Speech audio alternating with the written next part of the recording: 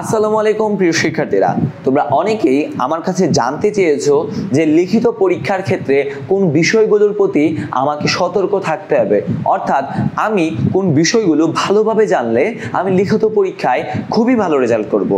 So প্রথমে আজকে আমি একটি কথা বলে শুরু করব, অর্থাৎ বিশ্ববিদ্যালয়ের ভর্তি পরীক্ষায় জ্ঞানের চেয়ে কৌশলের গুরুত্ব অনেক বেশি।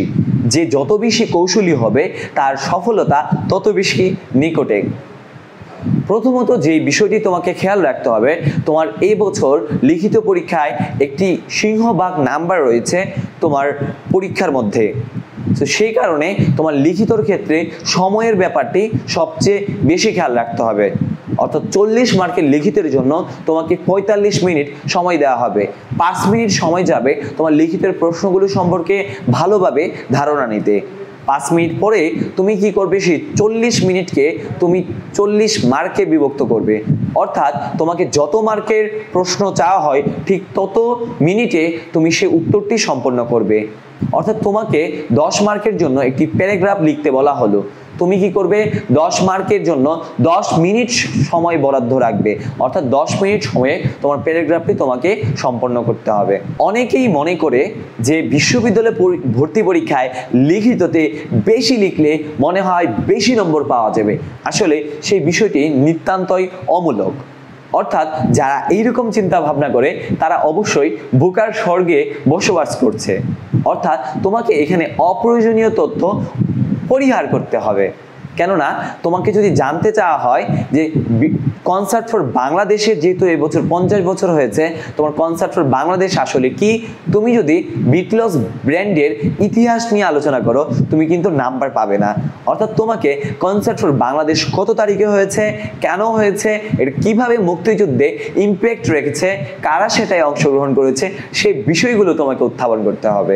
অর্থাৎ অপ্রয়োজনীয় তথ্য লিখে খাতা ভরাট করলে কিন্তু তোমার আশা অনুরূপ নাম্বারটি তুমি পাবে না, আর তুমি হতাশ হবে এবং পরীক্ষায় তোমার যে কাঙ্ক্ষিত স্বপ্নটি কিন্তু তোমার পূরণ হবে না। 3 নম্বর বিষয় হলো পরীক্ষায় অস্পষ্ট তথ্য পরিহার করতে হবে। অর্থাৎ তোমার কাছে জানতে চাওয়া হলো কাজী নজরুল ইসলামের সাহিত্যকর্ম সম্পর্কে। তুমি লিখলে কাজী নজরুল ইসলাম অনেক কবিতা, গান, প্রবন্ধ রচনা করেছেন। এই যে তুমি অনেক কবিতা, গান রচনা করেছেন, এরকম বাক্য তুমি ব্যবহার করলে তোমার লেখার মানটি কিন্তু এখানে কমে যাচ্ছে। তোমাকে স্পেসিফিকভাবে উল্লেখ করতে হবে তিনি কত সংখ্যক লিখেছেন। আর যদি তুমি না উল্লেখ করতে পারো, তুমি তার বিশেষ বিশেষ সাহিত্যকর্মের নামগুলো তুমি উল্লেখ করতে পারবে। অর্থাৎ বাংলাদেশ দেশটি অনেক বড়, এরকম টাইপের লেখা যাবে না। যদি তোমাকে বাংলাদেশ সম্পর্কে জানতে চাওয়া হয়, তোমাকে প্রথম লিখতে হবে কি, যে বাংলাদেশের গণতান্ত্রিক বা বাংলাদেশের সাংবিধানিক নামটি কি, এবং তার বিভিন্ন বিষয়াদি যেগুলো তথ্যবহুল। চতুর্থত, এবছর যেহেতু লিখিত অংশে একটি সিংহভাগ মার্ক থাকছে, তোমরা যখনই তোমরা এমসিকিউর জন্য পড়বে একটি বিষয় এমনভাবে পড়বে যেন লিখিতেও কভার হয়ে যায়। যেমন তোমাকে 1952 সালের ভাষা আন্দোলন যখন পড়বে, তুমি এমনভাবে পড়লে যেন তোমার ভাষা আন্দোলন সম্পর্কে লিখিত কোনো প্রশ্ন এলে তুমি সুন্দরভাবে গুছিয়ে বিষয়টি উপস্থাপন করতে পারো। অর্থাৎ যে বিষয়গুলো তুমি এমসিকিউর জন্য পড়বে সেই বিষয়গুলো তুমি লিখিতর জন্য পড়তে হবে, তাহলে তোমার স্মার্ট প্রিপারেশনটা তোমার হবে। অনেকেই আমার কাছে প্রশ্ন করে যে ভাইয়া, আমি তো হাতের লেখা ভালো করতে পারছি না, আমার হাতের লেখা সুন্দর না। তাদের উদ্দেশ্যে বলছি, তোমার হাতের লেখা সুন্দর হলো কি সেটা নিয়ে বিশ্ববিদ্যালয় কনসার্ন না।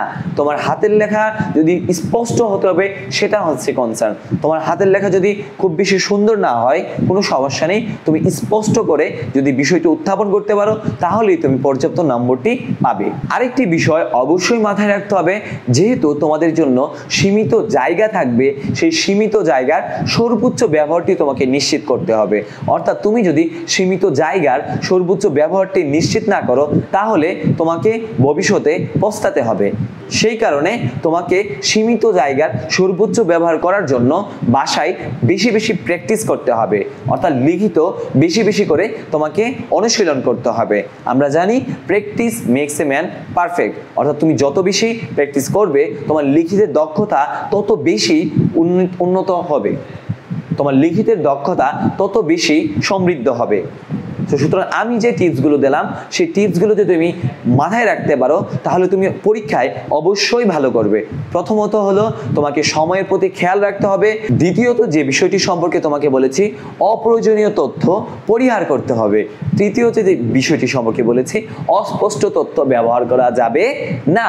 চতুর্থত যে বিষয়টি রয়েছে তোমাকে এমনভাবে পড়তে হবে যাতে তুমি লিখিত সম্পর্কে যদি একটি প্রশ্ন আসে তুমি এমসিকিউর জ্ঞানটি প্রয়োগ করে লিখিত প্রশ্নটির উত্তর করতে পারো। পঞ্চমত যে বিষয়টি রয়েছে তোমাকে হাতের লেখা স্পষ্ট হতে হবে, সেই বিষয়টি সম্পর্কে সচেতন হতে হবে। ষষ্ঠত যে বিষয়টি সম্পর্কে বলেছি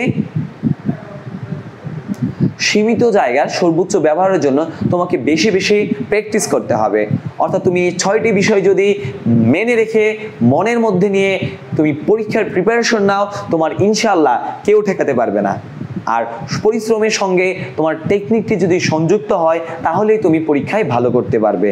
আরেকটি বিষয় খেয়াল রাখবে, জিকেতে তুমি যত বেশি তথ্যবহুল লেখা লিখবে তত বেশি নম্বর পাওয়ার আশা তোমার থাকবে।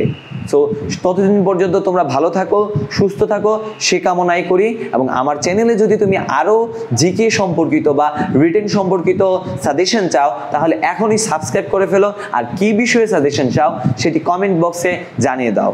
ধন্যবাদ সবাইকে। আসসালামু আলাইকুম।